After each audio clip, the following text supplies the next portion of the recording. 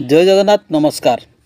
आसतु नजर पकेबा मयूरभंज जिलार आज top news update कौन कौन सब रही किंतु तापूर्व आपण मान गोटे अनुरोध भिडियोटी को संपूर्ण देखंतु आ जो मैंने प्रथम कर चैनल को आछंती सब्सक्राइब करंतु जाफल प्रत्येक नूतन भिडियो नोटिफिकेशन आपण सर्वप्रथम पाई परिबे। आज प्रथम खबर मसलाकाटी ग्राम में शिक्षक भास्कर महंतर सड़क दुर्घटना देहांत मंत्री सुदाम मारांडी कले श्रद्धांजलि ज्ञापन।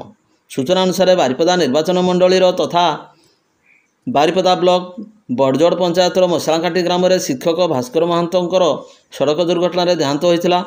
तेबे रविवार अपराह्न 1 घटिका समय शिक्षक भास्कर महंतर मसलाकाटी स्थित बासभवन में श्रद्धांजलि ज्ञापन कर परिप्रेक्षी में गणशिक्षा मंत्री सुदाम मारांडी पूर्वतन उपबाचस्पति सानंद मारांडी स्थानीय बुद्धिजीवी माने पहुंची श्रद्धांजलि ज्ञापन करथिले।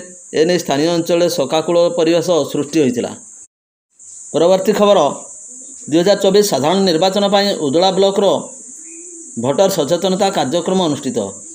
दिवा 9 घटिका समय मयूरभंज जिलार उदला ब्लॉकर बीडीओ तृप्ति बराई प्रत्यक्ष तत्वावधान में भोटर सचेतनता कार्यक्रम अनुष्ठित होइछि। यही कार्यक्रम में ब्लॉकर समस्त कर्मचारी उपस्थित थे। तेबे यही कार्यक्रम में उदला ब्लॉक अधीनस्थ समस्त मिशन शक्तिर एमबीके एवं बैंक मित्र मानू 2024 साधारण निर्वाचन पर सचेतनता करा सूचना मिली। परवर्ती खबर पुलिस को सफलता। दीर्घ 23 वर्ष पर अभियुक्त को सपंचुआ अंचल गिरफ्त कला खुंटा पुलिस। सूचना अनुसार दीर्घ 23 वर्ष पर एक मामलें संपृक्त जड़े अभियुक्त को दिवा 2:40 समय गिरफ्त कर खुंटा पुलिस। से हेले खुंटा ब्लॉक सपंचुआ ग्रामर दुष्मंत नायक। तांको विरुद्ध में 2001 मसीह एक मारपिट मामला रुजु होता पर से गाँ छाड़ी पलाई जाते। तेबे मान्यवर हाईकोर्ट को वारंट बल में सपंचुआ अंचल गिरफ्त कर खुंटा पुलिस। यह खुंटा पुलिस एक बड़ सफलता बोली कहिसंती खुंटा थाना अधिकारिणी सुजाता खमारी। परवर्ती खबर अबकारी विभाग मोबाइल टीम पक्षर शुक्रवार 11:30 बड़साई थाना अधीन बेला एवं शंकरखुंटा ग्रामर चढ़ाऊ कोई चरा देशी मद जबत घटना में 2 जन को गिरफ्त कर बेतनडी जेएमएफसी कोर्ट को चालाण कर अबकारी विभाग। गिरफ अभियुक्त मद बेपारी माने हेउचंती बेलाम ग्रामर कृष्णचंद्र राउत निकटर 21 लिटर एवं शंकरखुंटा ग्रामर विश्वनाथ बेहरा पुओ संजय बेहरा निकटर 22 लिटर चरा देशी मद जबत करा। परवर्ती खबर मोबाइल टावर लाखाधिक टंकार बैटरी चोरी नहीं खुंटा थाना अभियोग। पुलिस तदंत आरंभ। सूचनायोग्य जे खुंटा थाना अधीन बास्पिटा स्थित बीएसएनएल मोबाइल टावर 24 गोटी दामी बैटरी चोरी कर नहीं दुर्वृत्त। चोरी बैटरी मूल्य लाखाधिक टंका हेबो बोली आकलन कराଯାଇଛି। एने टावर परिचालक अविनाश पंडा दिवा 11 घटिका समय खुंटा थाना लिखित अभियोग करबा परे खुंटा पुलिस घटनार अधिक तदंत करुछि। तेबे दिनक दिन खुंटा अंचल रे चोरी बढ़ुवा बेले पुलिस को खोलाखोली चैलेंज करुछंती अपराधी। परवर्ती खबर बेतनटी उपकंठ पंडुगड़िया ग्राम में थिबा एक काठ कोइला कारखाना रे अपराह्न 5:30 समय जिलापाल निर्देश क्रमे सरजमीन तदंत कला वन विभाग। हस्तगत सूचना मुताबक ग्रामर रवींद्र महांत पंडुगड़िया ग्राम में काठरू कोइला प्रस्तुत करने निमंते एक कारखाना बसाइछंती। यही कारखानार निर्गत विषाक्त धुआं ग्रामर छोट छोट शिशु समेत विभिन्न व्यक्ति को अजना आजमा रोग में आक्रांत होउथिबा नै ग्रामवासी माने जिलापाल निकट में द्वारस्थ होइतिले। ग्रामवासी जिलापाल को लिखित अभियोग करने सहित बारिपदा बनखंड अधिकारी एवं प्रदूषण नियंत्रण बोर्ड को लिखित भाव में जणाइथिले। शेष में मयूरभंज जिलापाल निर्देश क्रमे बेतनटी वन विभाग पक्षर वनपाल प्रशांत सिंह सामंत शनिवार अपराह्न सरजमीन तदंत करथिले। उक्त काठ कोइला कारखानार परिचालना 2019 मसीहारू अनुमति पत्र रिन्युआल करा जाय नथिबा तदंत समय जना पड़िथिला। पुनश्च केते काठ आछि केते कोइला प्रस्तुत होउछि कोठी कोइला रप्तानी होउछि एवं किए किए केते परिमाण कोइला नैछंती से नै मध्य किछि निर्दिष्ट हिसाब नथिबा वन विभाग जानिबाकु पाइछि। वनपाल प्रशांत सिंह सामंत सरजमीन तदंत करने पर काठ कोइला कारखाना परिचालना आवश्यक कागजपत्र न मिलवा पर्यंत बंद रखा निर्देश देते। एसत बिना अनुमति कारखाना चलाइले कोयला जबत करने चेतावनी देती। परवर्ती खबर शनिवार अपराह्न 2टा समय बेतनटी बजार में एक चोराबाली बोझेई टिपर को जबत कर पुलिस को हस्तांतर कला माइनिंग विभाग। हस्तगत सूचना मुताबक बेतनटी बजार में गौतम भूया नाम पंजीकृत OR 19E3276 नंबर विशिष्ट बाली बोझेई टिपर को अटकाई माइनिंग अधिकारी दिलीप कुमार महाना आवश्यक कागजपत्र जांच करथिले। तेबे जांच समय बाली परिवहन निमंते कौन वैध कागजपत्र देखाई न पारिबारु चोराबाली चालाण अभियोग रे एही चोराबाली बोझेई टिपर को जबत कर बेतनटी पुलिस को हस्तांतरित करछंती।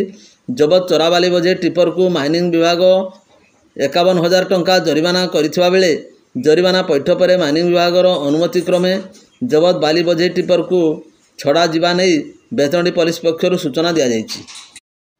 परवर्ती खबर बारिपदा सहर तकतपुर तुलीचोरा महिला सशक्तिकरण नाम महिला को चाकरी जगाई देवा आड़ आशीर्वाद फाउंडेशन नामक एक अणपंजीकृत घरोई संस्था गत किछि वर्ष है कार्य कर आछि।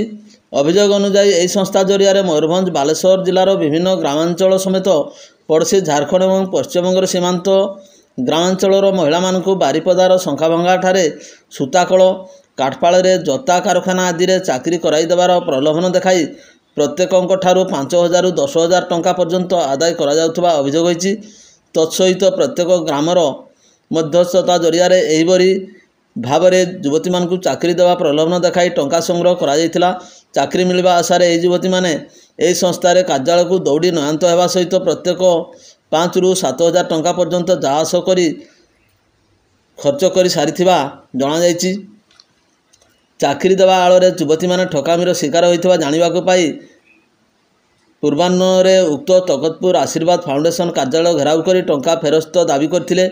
बारिपदा टाउन थाना आईआईसी सुमित सोरेन नेतृत्व में पुलिस दल सेठारे पहुंची उक्त कार्यालय 4 महिला परिचालिका थाना को आनी अटक रखी पचरा उचरा जारी रखिंट।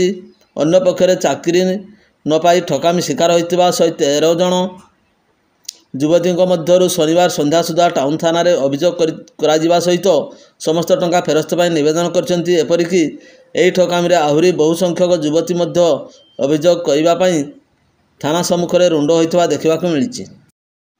परवर्ती खबर हांडिया पाई टंका न देवारु क्रोधान्वित स्वामी को काठबेंट माड़े पत्नी मृत्यु होइथिबा अभियोग रे एक मामला को स्थानीय प्रथम अतिरिक्त दौराज सत्यनारायण पात्र विचार करी अभियुक्त स्वामी सुलियापदा थानार काठगोहला ग्रामर पुलिन माराणी को शनिवार दोषी साब्यस्त करने सहित दंडादेश शुणाई।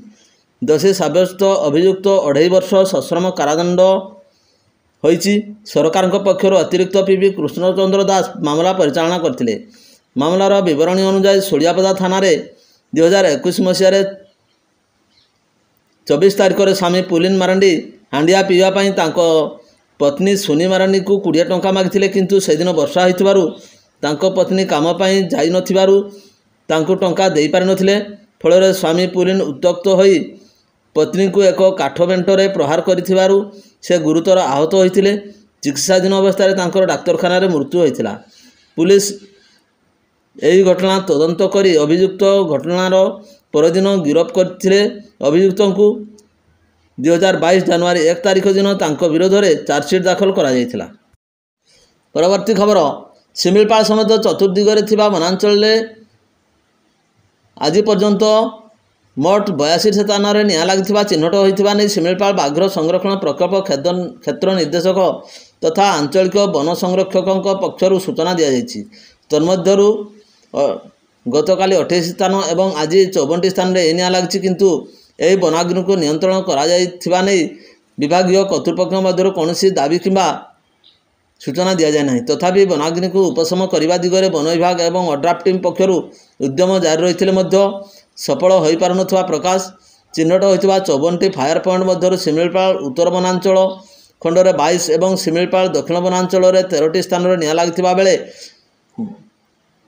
अन्य वनखंड मध्य करंजिया 3, रायरंगपुर 2 और केन्दुझर वन्यप्राणी खंड में 14टी स्थान निआं लगी। चिन्हट होता 28टी फायर पॉइंट मध्य शिमिलपाल उत्तर वन्य प्राणी खंड में 4टी और शिमिलपाल दक्षिण वन्यप्राणी खंड में 14टी ଏବଂ ଅନ୍ୟ ବନଖଣ୍ଡ ମଧ୍ୟରୁ ବାରିପଦାରେ 4, ରାଇରଙ୍ଗପୁର ଏବଂ ବାଲେଶ୍ୱର ଗୋଟିଏ କରି ଏବଂ କେନ୍ଦୁଝରରେ 4ଟି ସ୍ଥାନରେ ନିଆଁ ଲାଗିଥିବା ଦର୍ଶାଯାଇଛି। ଏହି ବନାଗ୍ନି ନିୟନ୍ତ୍ରଣ କରିବା ଏବଂ ନିୟୋଜିତ ଥିବା ବନ ବିଭାଗ ଏବଂ ଓଡ୍ରାଫ୍ ଟିମ୍ ନାକେଦମ ହେବା ସହିତ ଶିମିଳିପାଳ କର୍ତ୍ତୃପକ୍ଷଙ୍କ ପାଇଁ ଚିନ୍ତାର କାରଣ ପାଲଟିଯାଇଛି। ପରବର୍ତ୍ତୀ ଖବର, ବାମନଘାଟି ଉପଖଣ୍ଡ ଜାମଦା ବ୍ଲକ ମହାବୀର ଆଶ୍ରମ ବିଦ୍ୟାଳୟ ଛାତ୍ରୀ ନିବାସରେ ରହି ପାଠ ପଢ଼ୁଥିବା 7ମ ଶ୍ରେଣୀ ଛାତ୍ରୀ ଚାନ୍ଦିନୀ ଆଲୋଡ଼ା 12 ବର୍ଷଙ୍କର ଶୁକ୍ରବାର କଟକ ବଡ଼ ଡାକ୍ତରଖାନାରେ ଚିକିତ୍ସାଧୀନ ଅବସ୍ଥାରେ ମୃତ୍ୟୁ ଘଟିଥିଲା। ସେ ନିକଟସ୍ଥ ସାନକୁଲେଇବିରା ଗ୍ରାମର ବର୍ବ ଆଲୋଡ଼ା ଏବଂ ମୁନି ଆଲୋଡ଼ାଙ୍କର ଝିଅ। ପରିବାର ଲୋକଙ୍କ କହିବା ଅନୁଯାୟୀ ଚାନ୍ଦିନୀ 19 ତାରିଖ ଶୁକ୍ରବାର ପ୍ରଥମେ ଅସୁସ୍ଥ ହୋଇପଡ଼ିଥିଲା। ପ୍ରଥମେ ତାକୁ ମହାବୀର ସ୍ଥିତ ସ୍ୱାସ୍ଥ୍ୟ ଏବଂ ଆରୋଗ୍ୟ କେନ୍ଦ୍ରରେ ଚିକିତ୍ସା କରାଯାଇଥିଲା। ସ୍ୱାସ୍ଥ୍ୟ ଅବସ୍ଥା ଅଧିକ ବିଗିଡ଼ିବାରୁ ମଙ୍ଗଳବାର ଜାମଦା ଗୋଷ୍ଠୀ ସ୍ୱାସ୍ଥ୍ୟ କେନ୍ଦ୍ର ଏବଂ ବୁଧବାର ରାଇରଙ୍ଗପୁର ଉପଖଣ୍ଡ ଚିକିତ୍ସାଳୟରୁ ବାରିପଦା ପିଆର୍ଏମ୍ ମେଡିକାଲକୁ ସ୍ଥାନାନ୍ତରିତ କରାଯାଇଥିଲା। ସେଠାରେ ତାଙ୍କ ସ୍ୱାସ୍ଥ୍ୟ ଅବସ୍ଥା ଅଧିକ ଜଟିଳ ହେବାରୁ ସେଦିନ ବାରିପଦାରୁ କଟକ ବଡ଼ ଡାକ୍ତରଖାନାକୁ ସ୍ଥାନାନ୍ତରିତ କରାଯାଇଥିଲା। ଶୁକ୍ରବାର ଚିକିତ୍ସାଧୀନ ଅବସ୍ଥାରେ ତାଙ୍କର କଟକ ବଡ଼ ଡାକ୍ତରଖାନାରେ ଦୁଃଖଦ ମୃତ୍ୟୁ ଘଟିଥିଲା। ରାଇରଙ୍ଗପୁର କଟକ ବଡ଼ ଡାକ୍ତରଖାନାରେ ଚାନ୍ଦିନୀଙ୍କର ଚିକିତ୍ସା ନିମନ୍ତେ ସାଙ୍ଗରେ ମା ମୁନି ଆଲୋଡ଼ା, ବହଳଦା ବ୍ଲକ ଆସନା ପଞ୍ଚାୟତର ଏଦେଲବେଡ଼ାର ବିବାହିତା ଚାନ୍ଦିନୀଙ୍କର ବଡ଼ ଭଉଣୀ ଦୁର୍ଗୀ ସୟ, ଭିଣୋଇ ମୁକେଶ ରୋହସନ ସୟଙ୍କ ସମେତ ଆଶ୍ରମ ବିଦ୍ୟାଳୟ ପ୍ରଧାନ ଶିକ୍ଷକ ରବୀନ୍ଦ୍ର କୁମାର ବେହେରା, ଛାତ୍ର ନିବାସର ମାଟ୍ରନ କୁଇଲି ଟୁଡୁ ପ୍ରମୁଖ ରହିଥିଲେ। ଶୁକ୍ରବାର କାରରେ ମୃତଦେହକୁ କୁଲେଇବିରା ଅଣାଯାଇଥିଲା। ଏହି ଘଟଣାରେ ପ୍ରଚାରିତ ହେବା ପରେ ଶନିବାର ସକାଳେ ବିଜେପି ରାଇରଙ୍ଗପୁର ବିଧାୟକ ତଥା ଜୋରେନ ବାଦ୍ରା ବରିଷ୍ଠ ନେତା ବିଜୁ ଗୋପାଳ ଗପ, ବରିଷ୍ଠ ହୋ ସମାଜର ସଂଗଠକ ମନୋରଞ୍ଜନ ତିରିଆ, ଆଡଭୋକେଟ୍ ବିର୍ସା କଣ୍ଡାକେଲ ପ୍ରମୁଖ ସାନକୁଲେଇବିରା ଗାଁକୁ ଯାଇ ଶୋକସନ୍ତପ୍ତ ପରିବାରବର୍ଗଙ୍କୁ ସମବେଦନା ଜଣାଇଥିଲେ। ଭିଡ଼ିଓଟିକୁ ଶେଷ ପର୍ଯ୍ୟନ୍ତ ଦେଖିଥିବାରୁ ଅନେକ ଅନେକ ଧନ୍ୟବାଦ।